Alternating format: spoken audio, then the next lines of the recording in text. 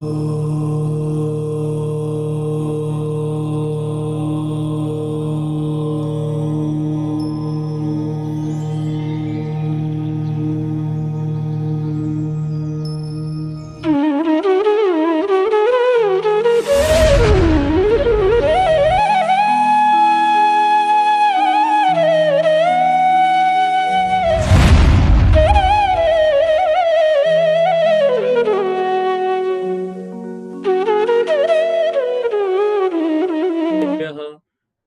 नमः सिद्धेभ्यः।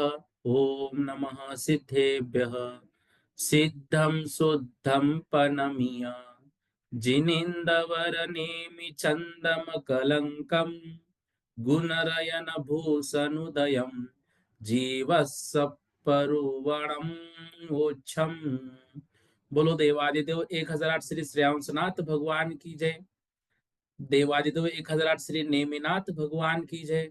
देवादिदेव 1008 श्री बाहुबली भगवान की जय। सिद्धांत चक्रवर्ती श्री नेमि चंद्राचार्य महामुनिराज की जय। निर्यापक श्रमण मुनि पुंगो श्री सुधा सागर जी महामुनिराज की जय। समस्त मुनि संघ की जय। हम विगत दिनों से गोमट सार जीव कांड में गुण स्थानों का वर्णन पढ़ रहे हैं और सर्वप्रथम जो मंगलाचरण में नेमिनाथ भगवान को नमस्कार किया है उस बात को हमने समझा है। इस चार्ट में मंगलाचरण की और कुछ विशेष बातें हैं, वो आप अवश्य देख लीजिएगा। नोट्स मैंने ग्रुप पर भेजे हैं। फिर दूसरी गाथा में उन्होंने 20 प्रकार के प्ररूप नाव का वर्णन किया था।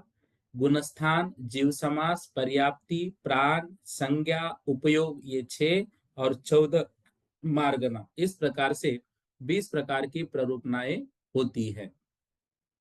तो जो 20 प्रकार की प्ररूपनाओं को हम कैसे पढ़ेंगे, तो 20 प्रकार की प्ररूपनाओं में हम जीवों की खोज करेंगे।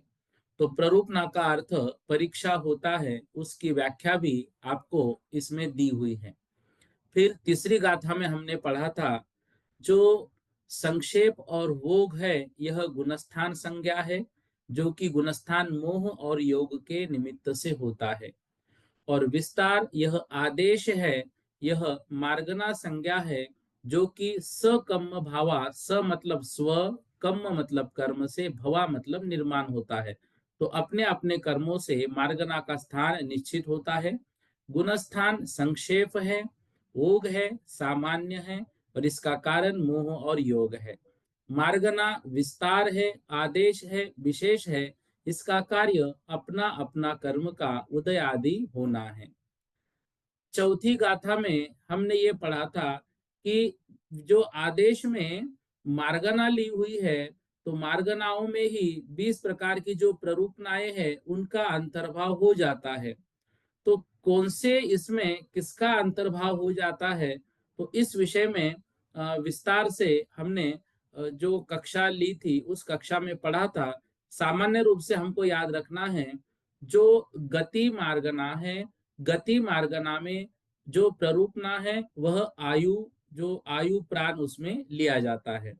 इंद्रिय मार्गना में और काय मार्गना में जीव समास, पर्याप्ति, श्वासोच्छ्वास, वचन बल प्राण और मनोबल प्राण, इनको लिया जाता है।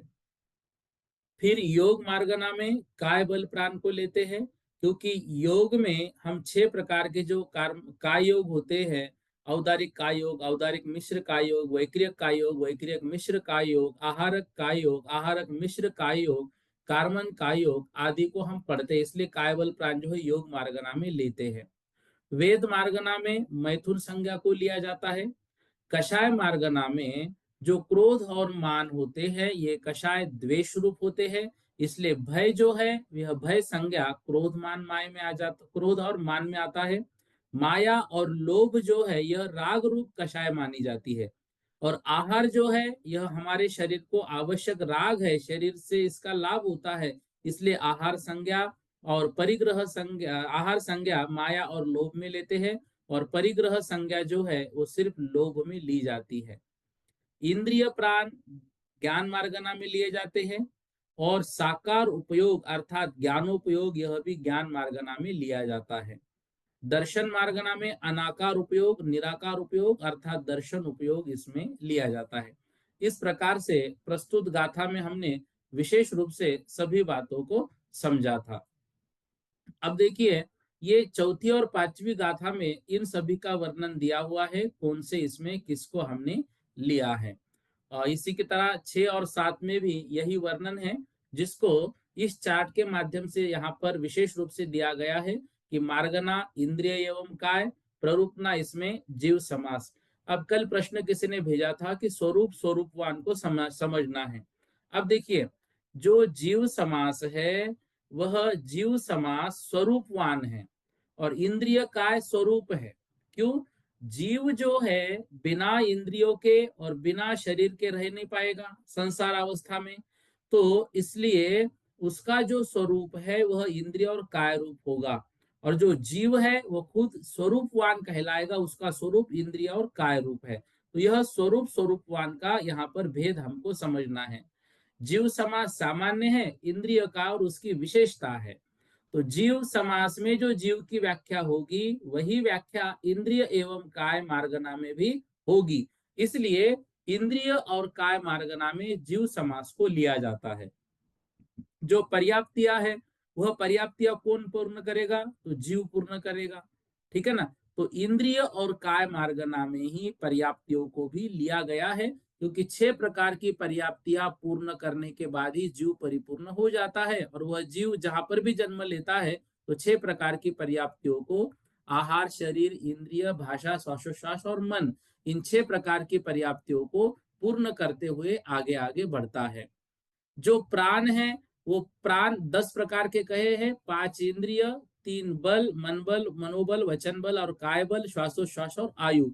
तो उसमें 5 इंद्रियों को ज्ञान मार्गना में लिया है, कारण कार्य के कारण, क्योंकि ज्ञान कार्य है वो किस कारण से हो रहा है? इंद्रियों के कारण हो रहा है।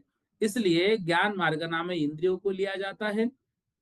और इंद्रिय काय में ही वचन बल, मनोबल और श्वासोश्वास को लिया जाता है, क्योंकि इंद्रियों में ही वचन, मन और श्वासोश्वास आ जाते हैं।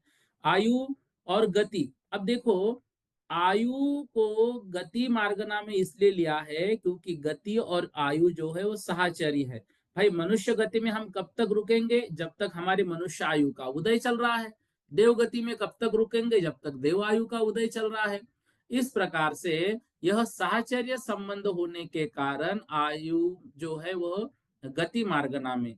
फिर आहार संज्ञा, माया और लोभ कषाय में हमने अभी देखा था, माया और लोभ जो है यह राग रूप है। तो शरीर को भूख लगती है तो हम भोजन करते हैं, इसलिए आहार संज्ञा जो है वो माया और लोभ में ली गई है। इसी तरह से भय जो है वह क्रोध और मान, ये द्वेष रूप है, तो उसमें वो लिया गया है। मैथुन वेद कषाय में लिया गया है।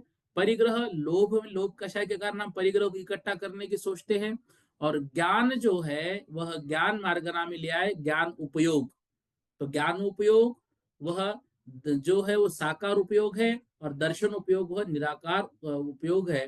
तो इस तरह से यहाँ पर इन सब विषयों को समझना है। फिर अगली गाथा में हमने पढ़ा था गुणस्थान का लक्षण। तो गुणस्थान किसे कहते हैं?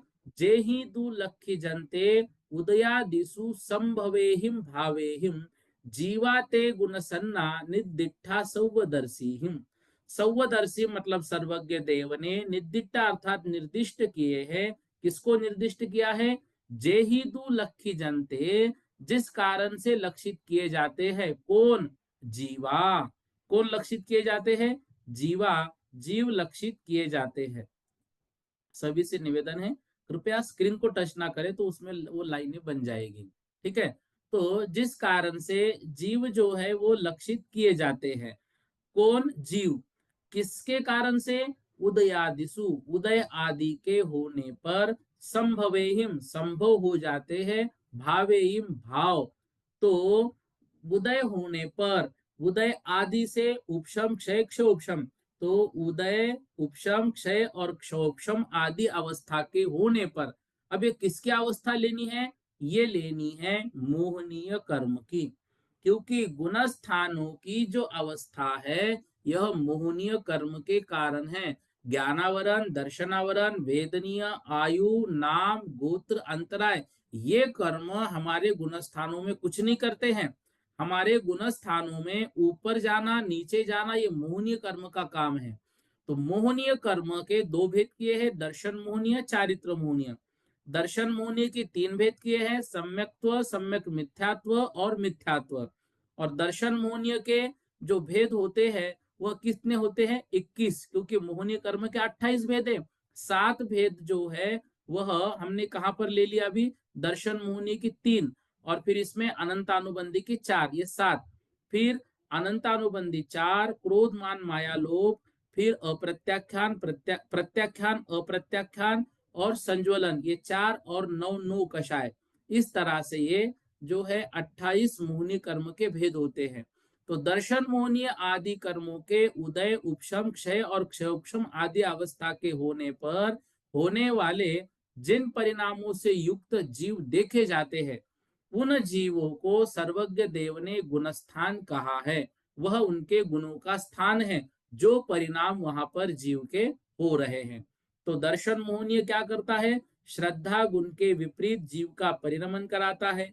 चारित्र मोहनीय क्या करता है? चारित्र गुण के विपरीत जीव का परिणमन कराता है। अगली गाथा में 9वें और 10वें में हमने गुणस्थानों के नाम पढ़े थे, जो आसान है, सबको आ जाएगा। उसमें मिथ्यात्व जो है वो अतत्व श्रद्धान है। सासादन वह सम्यक्त्व की विराधना सहित है। सम्यक मिथ्यात्व, जहां सम्यक्त्व भी है मिथ्यात्व भी है, मिले जुले परिणाम है, ना खट्टा ना मीठा बल्कि खट मिठा। ऐसे ही सम्यक मिथ्यात्व। अविरत सम्यक्त्व, सम्यक्त्व तो है लेकिन साथ में असंयम है। देश विरत, संयमा संयम है, एक देश संयम। प्रमत्त विरत जो है, प्रमत्त विरत का अर्थ होता है, प्रमत्त विरत का अर्थ यहाँ पर होता है प्रमाद के साथ में पूर्ण संयम। जो संयम तो है लेकिन वह कैसा है? प्रमाद के साथ में है। फिर अप्रमत्त विरत, प्रमाद के बिना पूर्ण संयम। अपूर्वकरण जिसके परिणामों में भेद नहीं है। सूक्ष्म सांप्राय जिसके कषाय सूक्ष्म है। उपशांत मोह जिसका मोह उपशांत हुआ है। क्षीण मोह जिसका मोह क्षीण हुआ है। सयोग केवली अर्थात योग सहित केवल ज्ञानी। अयोग केवली अर्थात योग रहित केवल ज्ञानी। इस तरह से यहाँ पर विषय को लिया गया है। इसको और हम अच्छी तरह से समझेंगे। बाद में हमने आदि दीपक, मध्य दीपक और अंत्य दीपक शब्दों को समझा था। ये आपके पास नोट्स में आया हुआ है, आपको इससे आराम से समझ में आ जाएगा कि आदि दीपक क्या है, अंत दीपक क्या है और मध्य दीपक क्या है। अब देखिए 11वीं गाथा से जो विषय हमको कल समझना था उसको हम भली बातें समझ लेते हैं। देखो, मिच्छे खलु ओदयो विदिये पुनः पारिणामियो भावो मिस्से खवो सिमो अविरत सम्मितिन्ने वह। मिच्छे मतलब प्रथम गुणस्थान में ओदयो औदयिक भाव है। विधीय पुनः पारिणामियो भाव, विधीय मतलब दूसरे में, विधीय अर्थात द्वितीय, पारिणामियो भाव मतलब दूसरे गुणस्थान में पारिणामिक भाव है। मिस्से खो सिमो, मिस्से मतलब मिश्र, तीसरे गुणस्थान में क्षायोक्षमिक भाव है। और अविरत सम्मि तिन्नेव अर्थात अविरत सम्यक्त्व अर्थात चौथे गुणस्थान में सभी प्रकार के भाव होते हैं। तो प्रथम गुणस्थान में औदयिक भाव, द्वितीय गुणस्थान में पारिणामिक भाव, तीसरे गुणस्थान में क्षायुक्षमिक भाव और चौथे गुणस्थान में तीनों प्रकार के जो भाव है वह भाव पाए जाते हैं। अब देखिए, इस बात को हमें समझना है कि कौन से गुणस्थान में कौन सा भाव है और उसका कारण क्या है। यदि पहले गुणस्थान में औदयिक भाव है तो उसका कारण क्या है? देखो, मिथ्यात्व गुणस्थान में जो औदयिक भाव दिया हुआ है उसका कारण है, मिथ्यात्व गुणस्थान क्यों हुआ? दर्शन मोह कर्म की मिथ्यात्व प्रकृति की उदय की अपेक्षा। मिथ्यात्व गुणस्थान हमारा है, पहला गुणस्थान हुआ, मान लो क्यों हुआ? क्योंकि वहां पर दर्शन मोह जो कर्म है उस कर्म का उदय हो गया। तो उदय में औदयिक भाव होता है। जब कर्मों का उदय होता है औदयिक भाव, जब कर्म दब जाते हैं औपशमिक भाव, जब कर्मों का क्षय होता है क्षयोक्षमिक भाव। क्षय भी है, उपशम भी है और उदय भी है, तो क्षयोक्षमिक भाव। और पारिणामिक भाव, जहां पर कोई भी कर्म जो है उसके उदय की, क्षय की आदि अपेक्षा नहीं होती है। तो पहले मिथ्यात्व गुणस्थान में हमने देखा, वहां पर उदय की अपेक्षा से औदयिक भाव है। अब देखिए, दूसरे सासादन गुणस्थान में, दूसरा गुणस्थान है सासादन, यहाँ पर पारिणामिक भाव है। कौन सा लिया यहाँ पर? पारिद्वीय विधीय तु पारिणामियो भाव। विधीय मतलब दूसरे गुणस्थान में पारिणामिक भाव लिया है। अब यहाँ पर प्रश्न मन में आता है, जब दूसरा गुणस्थान क्यों प्राप्त होता है? दूसरा गुणस्थान चौथे गुणस्थान से या किसी गुणस्थान से जीव जब नीचे गिर जाता है, कब? जब उसके अनंतानुबंधी कर्म का उदय हुआ। तो अनंतानुबंधी कर्म के उदय में जो जीव है, उसके दूसरे गुणस्थान हो रहा है अनंतानुबंधी कर्म के उदय में।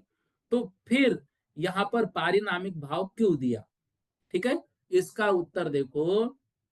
जो दूसरा गुणस्थान है, वह दूसरा गुणस्थान निश्चित रूप से अनंतानुबंधी के उदय से हो रहा है। लेकिन पहले जो चार गुणस्थान है, पहला, दूसरा, तीसरा, चौथा, मिथ्यात्व, सासादन, सम्यक मिथ्यात्व और अविरत सम्यक्त्व, इन चारों गुणस्थानों में जब भावों की चर्चा करनी पड़ेगी तो दर्शन मोह को लेना पड़ेगा, क्योंकि ये पहले चारों गुणस्थान दर्शन मोहनीय कर्म की अपेक्षा से होते हैं, और पांचवें गुणस्थान से आगे जो है, ये चारित्र मोहनीय कर्म की अपेक्षा से होते हैं। इस कारण से जो दूसरा गुणस्थान है, यहाँ पर हम दर्शन मोह को यदि लेंगे तो दर्शन मोह के ना उदय है, ना उपशम है, ना क्षय है, ना क्षय उपशम है। तो दर्शन मोहनी का किसी की भी अपेक्षा यहाँ पर नहीं है। भले ही अनंतानुबंधी के उदय से हो रहा है, लेकिन दर्शन मोहनी का तो कोई कार्य नहीं है, और चौथे गुण स्थान तक हमको दर्शन मोह को देखना है। इस कारण से दूसरे गुण स्थान में पारिणामिक भाव लिखा हुआ है। ठीक है ना? तो यहाँ पर जो है दर्शन मोहनीय का, अब कोई ये भी कहेंगे कि चलो अनंतानुबंधी का उदय मत मानो, लेकिन दर्शन मोह का उपशम तो अभी है, क्योंकि सम्यक्त्व से जीव छूटा है, अभी मिथ्यात्व में तो नहीं पहुंचा है, बीच की अवस्था है। तो दर्शन मोहनीय का जो प्रकृति है, वह प्रकृति का उदय जो है अभी यहाँ पर नहीं है। इसका मतलब है उसका उपशम यहाँ पर है, तो यहाँ पर औपशमिक भाव मानो। प्रश्न बिल्कुल सही है, लेकिन दर्शन मोहनीय का उपशम होने के कारण दूसरा गुणस्थान प्राप्त हुआ क्या? नहीं हुआ। क्यों?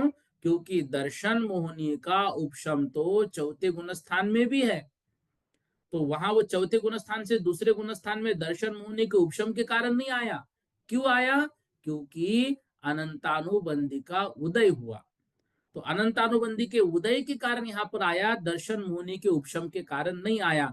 तो औपशमिक भाव भी नहीं लेंगे, और अनंतानुबंधी का उदय है, लेकिन अनंतानुबंधी का उदय होने के बाद भी हमें यहाँ पर लेना क्या पड़ेगा? दर्शन मोहनी की अपेक्षा लेना पड़ेगा। तो दर्शन मोहनी का उदय नहीं है और कुछ भी नहीं है, इस कारण से यहाँ पर पारिणामिक भाव ही लेना चाहिए और होता ही है। ठीक है, तो इस तरह से दूसरे सासाधन गुणस्थान में पारिणामिक भाव हमको लगाना है। जो तीसरा गुणस्थान है सम्यक मिथ्यात्व, उसका दूसरा नाम मिश्र है, यहाँ पर क्षायोक्षमिक भाव है। अब यहाँ पर फिर प्रश्न होता है कि सम्यक मिथ्यात्व है, यहाँ पर क्षायोक्षमिक किस कारण से लिया? देखो, सम्यक मिथ्यात्व और मिथ्यात्व दोनों सत्ता की अपेक्षा से, जो सम्यक मिथ्यात्व प्रकृति है, यह सम्यक मिथ्यात्व सत्ता की अपेक्षा क्या है? सर्वघाती है। लेकिन उदय की अपेक्षा से सम्यक मिथ्यात्व देशघाती है। ये याद रखना, सत्ता की अपेक्षा से वो भले ही सर्वघाती है, लेकिन उदय की अपेक्षा से देशघाती है। यहाँ पर जात्यांतर वह प्रकृति है। जात्यांतर मतलब सर्वघाती भी है और उदय होने के बाद देशघाती हो जाती है। सर्वघाती मतलब जो जीव के सर्व गुणों का घात करे। देशघाती मतलब जो जीव के एक देश का घात करे, सर्व देश का नहीं। जैसे हमने उदाहरण देखा था, मान लो कोई व्यक्ति कन्नड़ भाषा को नहीं समझ रहा है, कन्नड़ भाषा उसकी नहीं आती है, तो उसके कन्नड़ भाषा संबंधी सर्वघाती प्रकृतियों का उदय है। क्यों? क्योंकि कन्नड़ भाषा उसको नहीं आती है।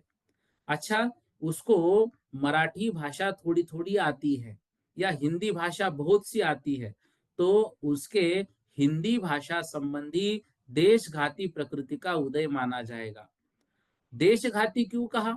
एक देशघात क्योंकि हिंदी भाषा आती है, लेकिन हिंदी भाषा भी अभी पूर्ण रूप से नहीं आती है। अभी हिंदी भाषा में दिक्कत है, पूर्ण नहीं आती है। क्यों नहीं आती है? सिग्नल के लिए हिंदी को में क्या कहते हैं, हमको मालूम है क्या?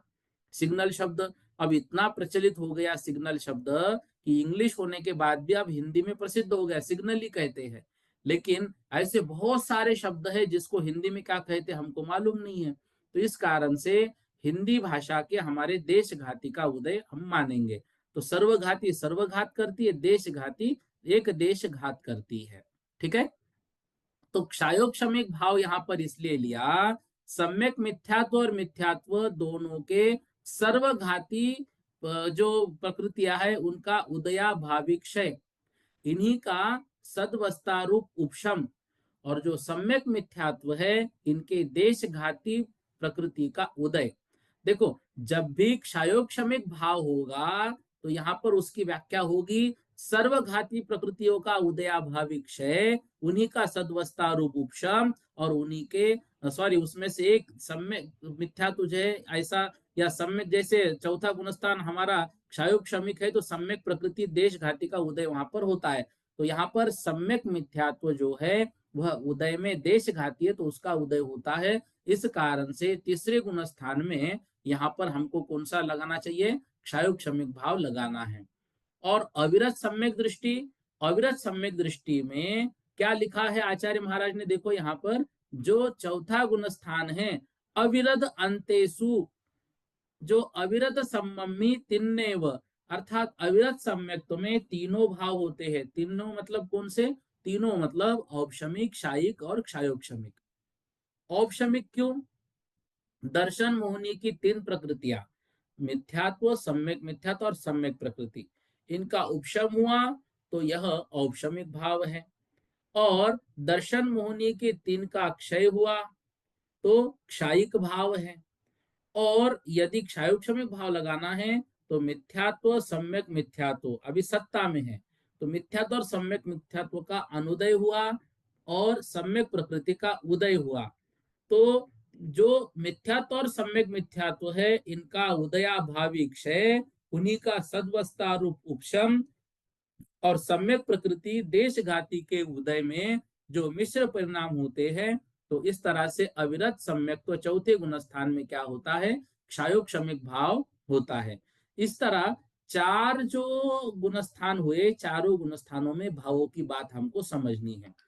अब देखिए 12वीं जो गाथा है उसमें क्या कह रहे हैं? एदे भावा नियमा दंसन मोहम पड़ुच्च भनिदाहु। अभी बहुत लोगों के मन में प्रश्न आ रहा होगा कि चार गुण स्थान में दर्शन मोहनी की चर्चा क्यों कर रहे हैं, वहां पर चारित्र मोहनी की बात क्यों नहीं कर रहे हैं? अनंतानुबंधी का उदय दूसरे कर्म स्थान में हो रहा है लेकिन उसको क्यों नहीं गिन रहे हैं? उसका उत्तर 12वीं गाथा में हमको मिल जाता है। देखो, एदे भावा नियमा, ये भाव नियम से, दंसन मोहम पड़ुच्च भनिदाहु, दर्शन मोह की पड़ुच्च मतलब प्रधानता को लेकर भनिदाहु कहे गए हैं। ये भाव चारों गुण स्थान में दर्शन मोह की प्रधानता से लिए गए हैं। तो यहाँ पर हमको दर्शन मोह की प्रधानता ही लगानी पड़ेगी। चारित्रम नथि जदो, क्योंकि वहां चारित्र है ही नहीं। कहां तक? अविरध अंतेसु ठानेसु, जो चौथा गुण स्थान है उसके अंतिम भाग तक चारित्र कोई भी पाया ही नहीं जाता है, कोई चारित्र वहां पर नहीं है। देखो कितना स्पष्ट लिख रहे हैं, अविरध अंतेसु ठानेसु, चतुर्थ गुण स्थान के अंत तक कोई चारित्र नहीं है। जो कुछ लोग चौथे गुण स्थान में भी चारित्र मान लेते हैं और अपने आप को मोक्ष मार्गी मान लेते हैं, उनके लिए गाथा बहुत बहुत महत्वपूर्ण है। ठीक है। तो चौथे गुण स्थान तक कोई भी चारित्र नहीं है, इसलिए चारित्र मोहनियों का यहाँ पर हम कोई भी प्रधानता नहीं लेंगे। यहाँ पर प्रधानता किसकी होगी? दर्शन मोहनी की। इसलिए दूसरे गुण स्थान में अनंतानुबंधी का उदय भले ही है लेकिन औदयिक भाव नहीं है। दूसरे गुण स्थान में दर्शन मोहनी का उपशम तो है, लेकिन वह उपशम के कारण दूसरा गुण स्थान नहीं हुआ है। तो वहां पर ना तो दर्शन मोह के उदय की अपेक्षा है, ना उपशम की अपेक्षा है, ना क्षय की अपेक्षा है, ना क्षोभशम की अपेक्षा है। इसलिए दूसरे गुणस्थान में पारिणामिक भावों को लिया है। तो जीव के असाधारण भाव जो जीव के अतिरिक्त अन्यत्र कहीं नहीं पाए जाते हैं, मात्र जीव में पाए जाते हैं, उसको असाधारण भाव कहते हैं। तो ये औपशमिक भाव किसे कहते हैं, क्षायिक भाव किसे कहते हैं, क्षयोपशमिक, औदयिक और पारिणामिक, इन सभी भावों की चर्चा जो है ये यहाँ पर ली गई है। अब इस चार्ट में बताया है, पहले गुणस्थान में औदयिक भाव अपेक्षा क्या लेंगे, दर्शन मोहनी की अपेक्षा। दूसरे गुणस्थान में पारिणामिक भाव अपेक्षा क्या लेंगे, दर्शन मोहनी की अपेक्षा। तो दर्शन मोहनी का उदय क्षय क्षोभशम नहीं है, तो इसलिए दूसरे गुणस्थान में पारिणामिक भाव। तीसरे गुणस्थान में क्षयोपशमिक भाव दर्शन मोहनी की अपेक्षा, क्योंकि सम्यक मिथ्यात्व प्रकृति यह उदय की अपेक्षा देशघाती है और सत्ता में सर्वघाती है। और चौथे गुणस्थान में चारों भाव होते हैं। ठीक है, आइए 13वीं गाथा जो है आपके समक्ष है। देश विरदे पमत्ते इदरे खवो सिमवो य भावो सो खलु चरित मोहन पड़ुच्छ भनिहम तहा उवरी। अब देश विरदे मतलब देश विरत पंचम गुणस्थान में, पमत्ते मतलब प्रमत्त प्रमाद सहित जो है वह छठवां गुणस्थान, इधरे मतलब इससे विपरीत अर्थात अप्रमत्त विरत सातवां गुणस्थान। अब इन गुणस्थानों में खवीव सिमो मतलब क्षायोपशमिक भाव है। क्यों है, सो खलु चरित्र मोहम, यहां पर किसकी अपेक्षा लेंगे, पांचवे गुणस्थान से चारित्र शुरू हो गया। अब यहाँ पर दर्शन मोहनी की अपेक्षा नहीं लगाएंगे, ये जो भाव यहाँ पर कर रहे हैं, यहाँ पर चारित्र मोहनी की अपेक्षा से भावों का वर्णन कर रहे हैं। अब यहाँ पर चारित्र मोहम पड़ुच्छ मतलब चारित्र मोहनी की प्रधानता को लेकर उन भावों का वर्णन करेंगे, तहा उवरी मतलब इसके ऊपर। तो देश विरत प्रमत्त अप्रमत्त इन गुण स्थानों में चारित्र मोहनी के अपेक्षा क्षयोक्षमिक भाव होते हैं, और इनके आगे अपूर्वकरण आदि भी तहा उवरी मतलब इसके ऊपर भी, अर्थात अपूर्वकरण आदि गुण स्थानों में भी चारित्र मोहनी की अपेक्षा से ही भावों को कहा जाएगा। तत्तो उवरी, अब सातवें गुणस्थान के ऊपर उवसम भावो, उवसम भावो मतलब औपशमिक भाव है। किसका है, उवसामग में उवसाम गेसु मतलब जो उपशम श्रेणी चल रहे हैं उनके औपशमिक भाव है। खवे गेसु जो क्षपक श्रेणी चल रहे हैं उनके क्षायिक भाव है, नियमा नियम से। अजोगी चरिमोति सिद्धेय, और जो अयोग केवली है वहां से सिद्ध भगवान तक भी क्षायिक भाव ही है, क्योंकि एक बार यदि क्षायोपशमिक भाव प्रकट एक बार यदि क्षायिक भाव प्रकट हो गया वह सिद्ध अवस्था तक कायम रहता है। तो पांचवें गुणस्थान में क्षायोपशमिक भाव है चारित्र मोहनी की अपेक्षा, छठवें सातवें गुणस्थान में भी क्षायोपशमिक भाव है चारित्र मोहनी की अपेक्षा, आठवें नौवे दसवें ग्यारहवें उपशम श्रेणी वालों के औपशमिक भाव है चारित्र मोहनी की अपेक्षा, आठवें नौवे दसवें बारहवें गुणस्थान में क्षायिक भाव है चारित्र मोहनी की अपेक्षा, और 13वें 14वें गुणस्थान में क्षायिक भाव है चारित्र मोहनी की अपेक्षा। अब ये कैसे है, इसको एक बार थोड़ा शॉर्ट रूप में समझिएगा। देखो, पांचवा गुणस्थान है देश विरत, उसमें कौन सा भाव दे रहे हैं, उसमें दे रहे हैं क्षायोक्षमिक भाव। क्यों दे रहे हैं, क्योंकि सर्वघाती जो स्पर्धक है अनंतानुबंधी 4, अप्रत्याख्यानावरण 4, इनका उदया भावी क्षय। पांचवा गुणस्थान क्यों हो गया, क्योंकि अनंतानुबंधी और अप्रत्याख्यानावरण का यहाँ पर उपशम हो गया। तो अनंतानुबंधी और अप्रत्याख्यानावरण सर्वघाती है, इनका उदयाभावी क्षय, इन्हीं का सदवस्तारूप उपशम, और प्रत्याख्यानावरण चारित्र का उदय। तो प्रत्याख्यानावरण का यहाँ पर उदय, तो संज्वलन और नो कषाय के देशघाती स्पर्धकों का उदय होने पर जो भाव बनता है उसे क्षयोपशमिक भाव कहते हैं, जो चारित्र बनता है उसे क्षयोपशमिक चारित्र कहते हैं। याद रखना, जहां पर भी क्षयोपशमिक भाव की बात आएगी वहां पर सर्वघाती स्पर्धकों का उदयाभावी क्षय, उन्हीं का सदवस्था रूप उपशम और देशघाती का उदय, ये बात हमको याद से बोलनी है। ये हमने सर्वार सिद्धि में भी बार बार पढ़ा था, ठीक है ना। तो पांचवें गुणस्थान में अनंतानुबंधी और अप्रत्याख्यानावरण का उदयाभावी क्षय, इन्हीं का सद्वस्था रूप उपशम, और प्रत्याख्यानावरण, संज्वलन और नो नो कषाय के देशघाती स्पर्धकों का उदय, इससे जो भाव बनता है वह क्षायोक्षमिक भाव है और इनका चारित्र क्षायोक्षमिक चारित्र माना जाता है। छठवां गुणस्थान प्रमत्त संयत, यहां पर भी क्षायोक्षमिक भाव कहा। क्यों कहा? इसलिए कहा अनंतानुबंधी अप्रत्याख्यानावरण और प्रत्याख्यानावरण के सर्वघाती स्पर्धकों का उदयाभावी क्षय, इन्हीं का सद्वस्था रूप उपशम, और जो देशघाती संज्वलन और नव नो कषाय है, इनका यथा योग्य उदय। ठीक है ना, इनका यथा योग्य उदय। तो इससे जो पांच पापों के सर्वथा त्याग रूप परिणाम होते हैं उसे क्षायिक भाव, और जो चारित्र होता है उसे क्षायिक चारित्र कहा जाता है। देखो, पांचवें गुण स्थान में अनंतानुबंधी अप्रत्याख्यानावरण के सर्वघाती स्पर्धकों का उदयाभावी क्षय माना, और प्रत्याख्यानावरण का उदय, इसी के साथ साथ जो देशघाती संज्वलन और नो नो कषाय इनका उदय माना। छठवें गुणस्थान में अनंतानुबंधी अप्रत्याख्यानावरण और प्रत्याख्यानावरण तीनों के सर्वघाती का उदयाभावी क्षय, उन्हीं का सद्वस्था रूप उपशम, और देशघाती जो है संज्वलन और नो नो कषाय, इनका यथा योग्य उदय से जो पांचों पापों के सर्वथा त्याग रूप परिणाम होते हैं उसे क्षायिक भाव और क्षायिक चारित्र, उससे जो चारित्र होता है वो क्षायिक चारित्र होता है। जो सातवां अप्रमत्त संयत है, तो यहाँ पर भी ऊपर जो छठवें गुण स्थान में हम पढ़ रहे हैं ना, अभी वही बात लागू होगी। अनंतानुबंधी अप्रत्याख्यानावरण, प्रत्याख्यानावरण के सर्वघाती स्पर्धकों का उदयाभावी क्षय, उन्हीं का सद्वस्था रूप उपशम, और जो देशघाती संज्वलन है इनका मंद उदय माना जाएगा सातवें में। ठीक है ना, तो इनके मंद उदय से जो जीव के परिणाम हो रहे हैं वो क्षायोपशमिक। अब जो उपशम श्रेणी चल रहे हैं, उपशम श्रेणी मतलब गुणस्थान कौन से? आठवें, नौवे, 10वें, 11वें। इनका चारित्र कौन सा होगा? इनका चारित्र होगा औपशमिक चारित्र, क्योंकि चारित्र मोहिनी की 21 प्रकृतियों का उपशम करते हुए ये आगे बढ़ रहे हैं।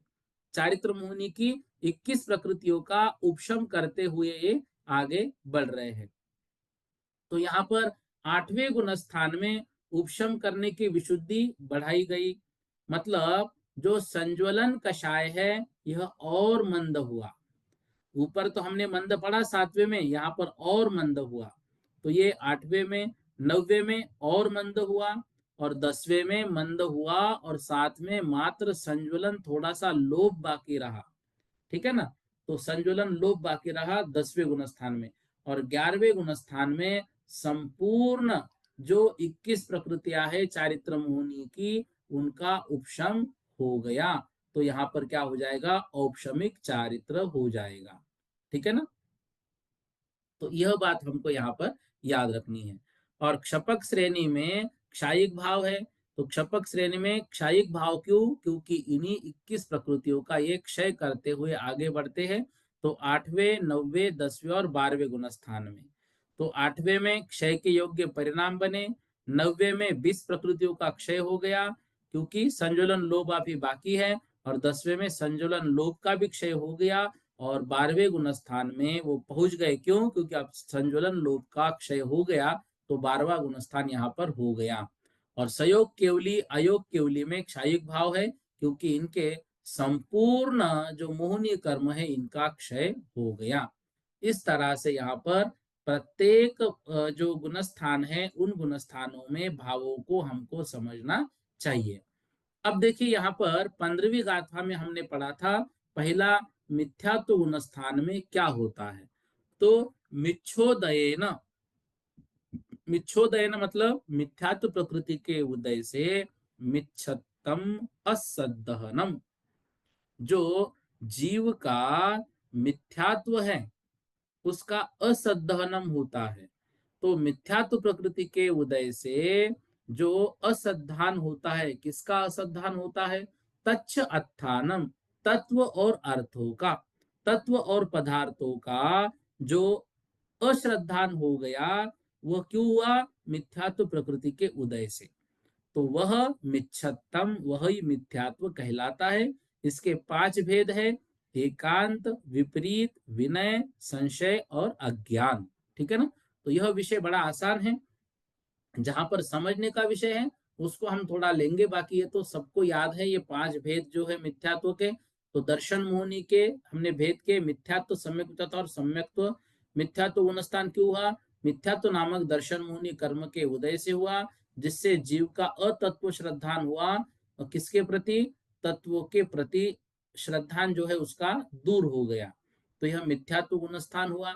इसमें निमित्त क्या है? दर्शन मोहनी का मिथ्यात्व कर्म, और परिणाम जीव के अतत्व श्रद्धान रूप।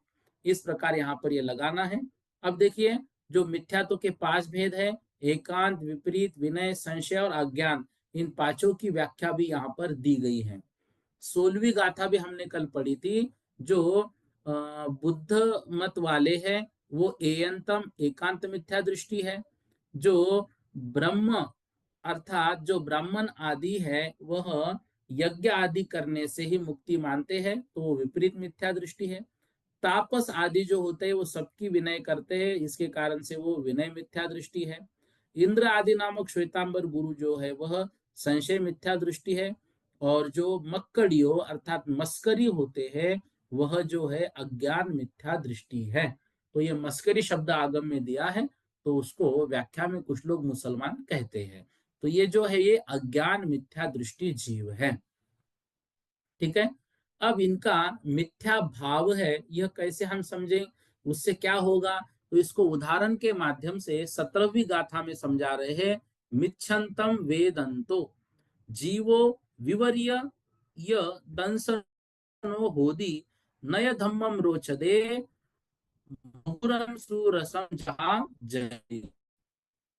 यहाँ पर ये कह रहे हैं कि मित्व कर्म के उदय से होने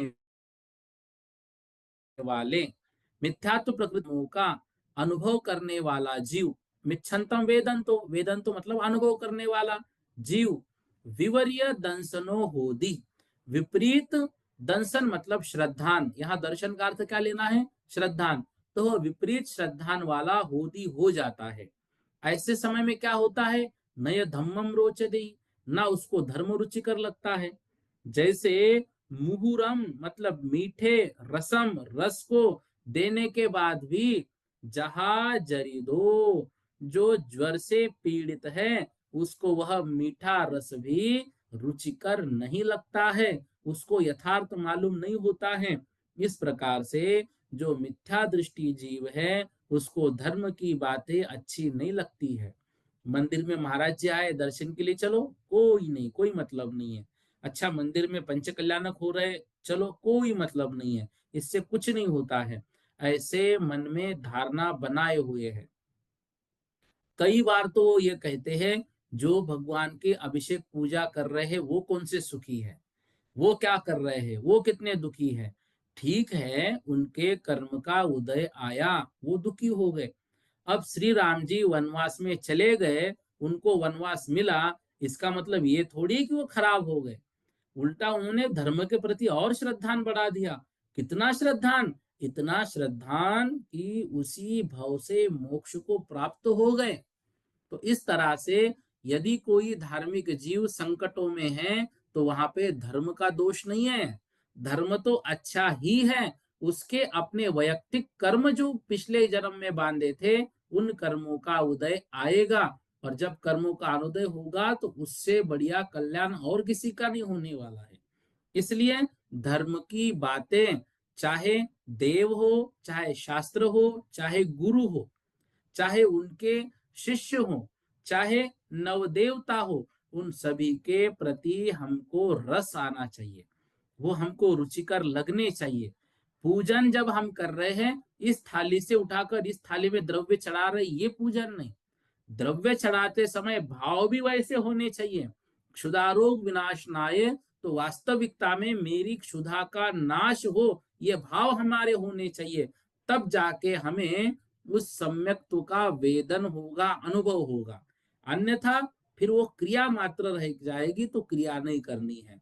इस गाथा में उदाहरण दे रहे हैं, जिस प्रकार पित्त ज्वर से युक्त जीव को मीठा रस अच्छा मालूम नहीं होता है, और यहाँ पर सिद्धांत घटित किया जा रहा है जैसे मिथ्यात्व प्रकृति के उदय से उत्पन्न होने वाले मिथ्या परिणामों का अनुभव करने वाला जो जीव है वह विपरीत श्रद्धान वाला होता है।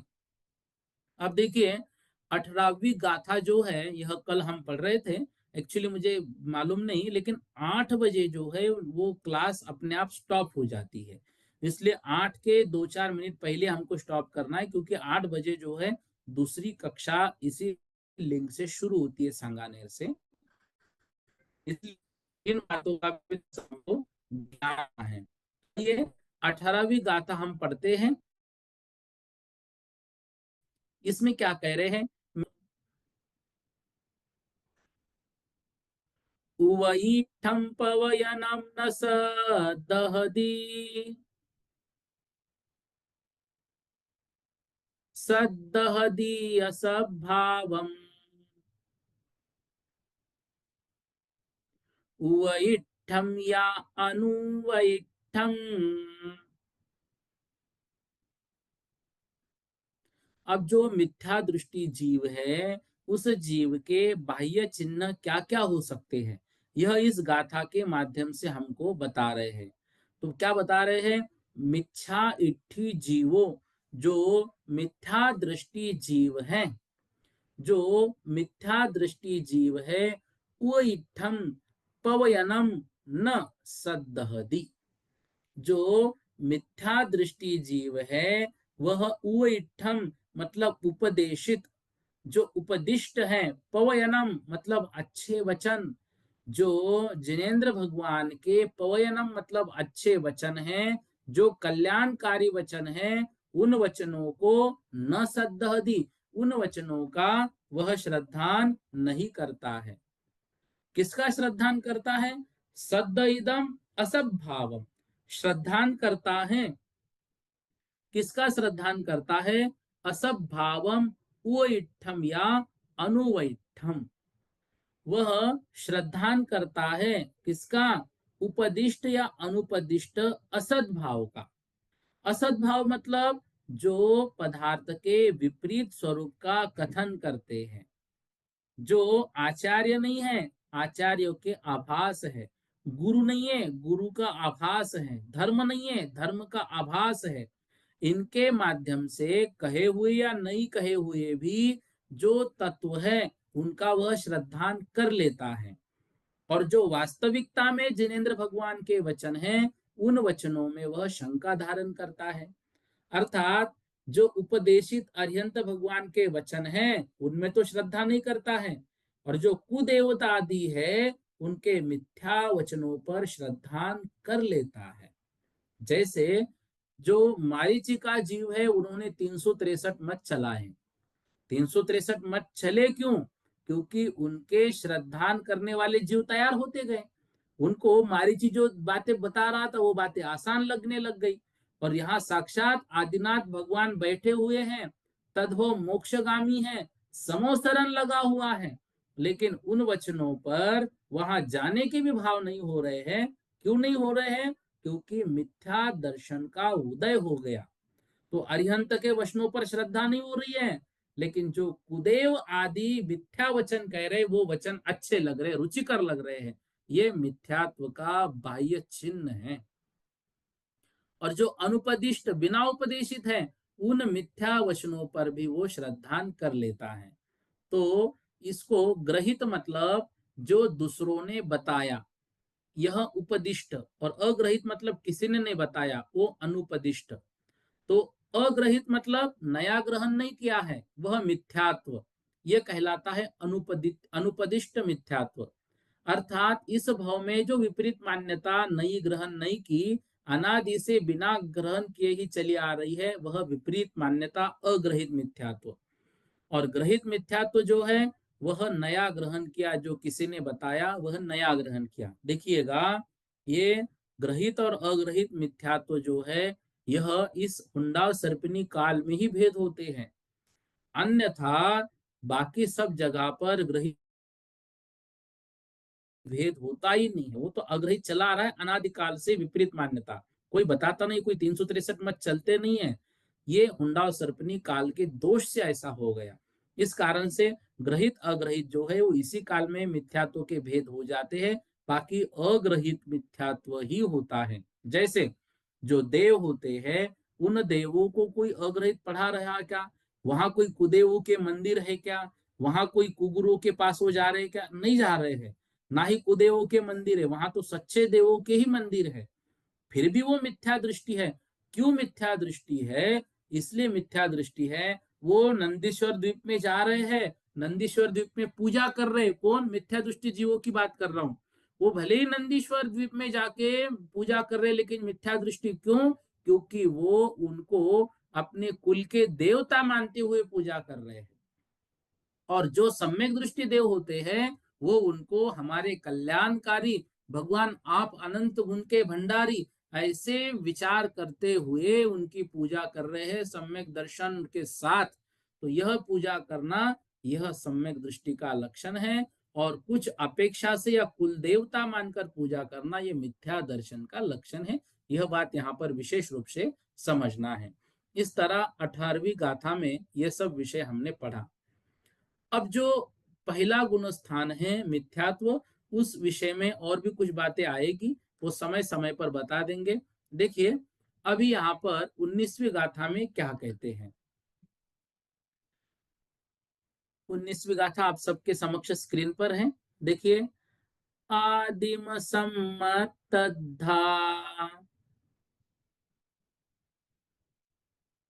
समयादो छावलितिवा से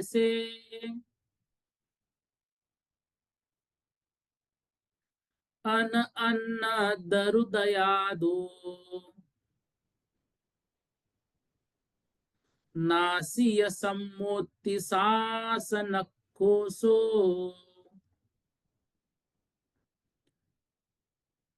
यहाँ पर दूसरे गुणस्थान की चर्चा कर रहे हैं। ठीक है ना? दूसरा गुणस्थान यहाँ से प्रारंभ हो रहा है। मिथ्यात्व के जो भेद हुए, मिथ्यात्व के कौन पालन करने वाले हैं, मिथ्यात्व के उदाहरण को हमने समझा, मिथ्या दृष्टि जीव के श्रद्धान के विषय में हमने समझा। अब यहाँ पर 19वीं गाथा में जो सासाधन गुणस्थान है, जिसको हम असाधना, स आसाधन मतलब आसाधन से सहित, अर्थात सम्यक दर्शन से जो गिर गया है, आसाधना हुई है, उससे सहित सासाधन, उसको हम सामान्य भाषा में कहते हैं प्रथमोपम सम्यक्त्व अथवा द्वितीयोपम सम्यक्त्व के अंतर्मुहूर्त काल में से जब जघन्य से एक समय और उत्कृष्ट से 6 अवली प्रमाण काल शेष रह जाता है, उतने काल में अनंतानुबंधी क्रोध या अनंतानुबंधी मान या अनंतानुबंधी माया या अनंतानुबंधी लोभ, इसमें से किसी का भी एक का उदय हो गया। इस कारण से सम्यक्त्व की विराधना हो गई। तो जो सम्यक दर्शन गुण है, वह सम्यक दर्शन गुण छूट गया, लेकिन अभी मिथ्यात्व गुण प्राप्त नहीं हुआ। इसको हम कहते हैं सासाधन गुणस्थान। इसको दूसरा गुणस्थान कहते हैं। दूसरा गुणस्थान हमेशा गिरने की अपेक्षा होता है, यह कभी चढ़ने की अपेक्षा से नहीं होता है।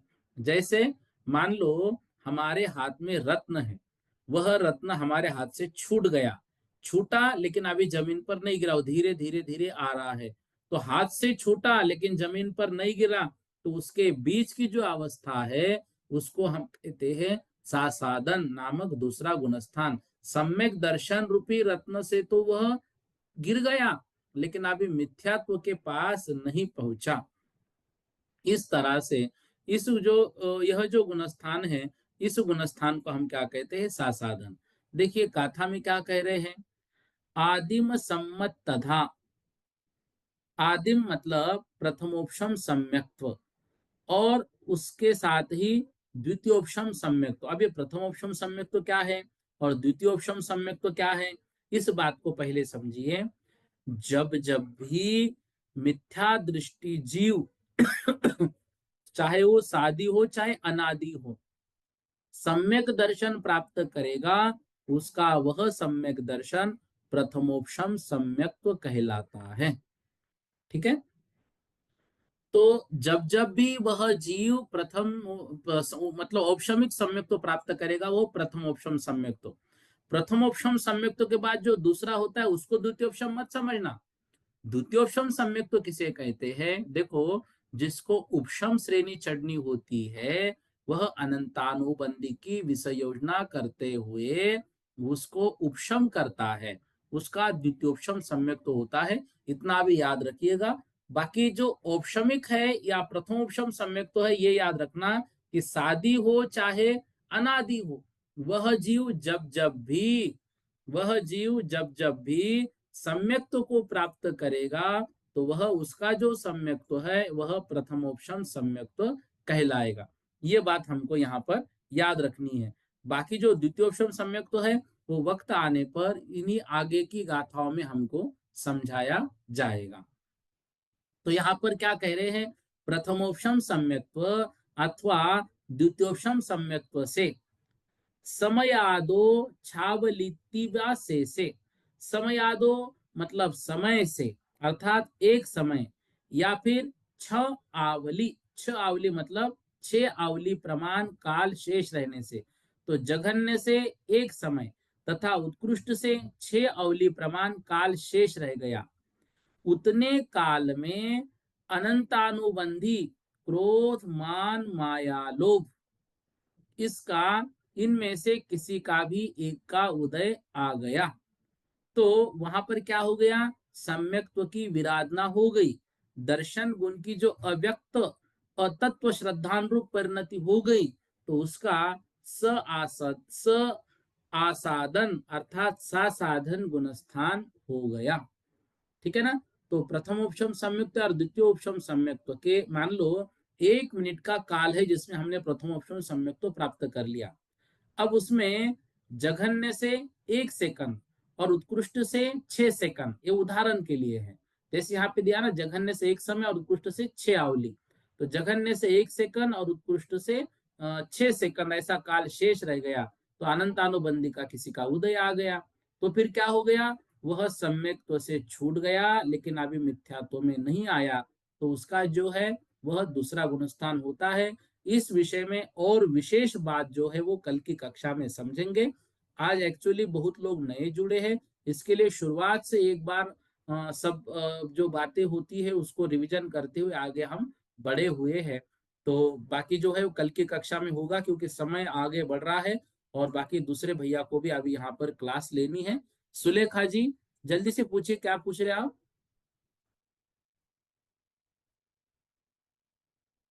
पूछिए। नविता दीदी पूछिए। जय जिनेन्द्र भैया जी। जय भैया जी, जिनेन्द्र। शैवक्षमिक भाव और शैवक्षमिक चारित्र में अंतर है क्या? बिल्कुल, देखो वहां क्षायोक्षमिक भाव में जो चारित्र चल रहा है उसको क्षायोक्षमिक चारित्र कहते हैं। ठीक है ना। उनके जो भाव है वो क्षायोक्षमिक भाव माने जाएंगे, उनका जो चारित्र है वो क्षायोक्षमिक चारित्र माना जाएगा। ये हम पंचम षष्टम गुणस्थान की जब पढ़ेंगे ना बात, तो वो सब बातें आपको क्लियर होती जाएगी। ठीक है दीदी। जय जिनेन्द्र। हाँ, आकांक्षा जी जैन जल्दी जल्दी पूछिए। जय जिनेन्द्र भैया जी। भैया जी, इसमें से आदिम सम्मतता से द्वितीय उपशम कहाँ से लेना, अर्थ कहाँ निकल रहा है हाँ इसमें हाँ, से, अभी वो इस उसको लाइन में इसको से? देखो, इसको हम कल की कक्षा में समझेंगे। अभी वक्त था तो सब कंप्लीट नहीं किया उसको अभी, ठीक है अच्छा। ना। इसको हम एक एक शब्द को तोड़ के कल की कक्षा नहीं, में और समझेंगे। जैसे डेफिनेशन याद करेंगे तो इसका यही बोलना पड़ेगा कि प्रथम उपशम सम्यक के बाद और द्वितीय उपशम सम्यक, ये भी बोलना पड़ेगा इसकी देखो डेफिनेशन औपशमिक में? सम्यक तो आप बोल देना, ऐसा कुछ नहीं है, ठीक है ना। आपको सबकी डेफिनेशन भी इसमें दी जाएगी शॉर्टकट रूप में, आप इसमें से कर लेना, आप चिंता मत करना, ठीक है। हाँ, कल्पना दीदी जी बोलिए जल्दी से। भैया जी, जय जिनेन्द्र भैया जी। जय आपके जिनेन्द्र। हमें नोट्स नहीं मिले हैं, आपने कुछ ग्रुप में डाले थे जिससे हम और पढ़ लें अच्छे से? अभी आप सप्तम वर्षीय ग्रुप में नहीं है क्या? हाँ जी। तो उसमें भेजे है ना मैंने, सप्तम वर्षीय ग्रुप में भेजे, ज्ञानोदय के ग्रुप में भेजे हैं। नहीं मिले, हमने अभी ग्रुप चेक किया था, नहीं मिले मैं हमें। फिर से एक बार भेज दूंगा। और अभी इसका प्रिंट मत निकालना, जब गुणस्थान अधिकार पूर्ण हो जाएगा ऐसा मैं बोलूंगा तब आप उसके प्रिंट निकालना, क्योंकि कुछ और चीजें आपकी मैं इसमें और रिकॉर्डिंग, ऐड करूंगा, ठीक है ना। रिकॉर्डिंग भी नहीं मिली हमको। रिकॉर्डिंग तो अभी भेजी नहीं, रिकॉर्डिंग में भेजूंगा। जी ठीक भैया है। जी, चलेगा। हाँ, और क्वेश्चन आंसर भैया जी, और बिल्कुल सब भेजूंगा और पेपर भी लूंगा, चिंता मत करना, आप जुड़े रहना पेपर भी बस। देंगे, हम आपसे पढ़ चुके हैं, अच्छे पढ़ाते हैं आप, बहुत अच्छा नहीं लगता है नहीं नहीं, आपसे ठीक है पढ़ना। ठीक है, चलेगा हाँ। जी भैया जी, चलिए जय आज जिनेंद्र। इतने प्रश्न हो पाएंगे, समय हो गया है। बाकी जो है व्हाट्सएप पर प्रश्न भेज दीजिएगा। बोधि समाधि परिणाम विशुद्धि स्वात्मोपलब्धि शिव के सिद्धि चिंतामणिम चिंतित वस्तुदानिम त्वं वंदे मानस्य ममास्तु देवी।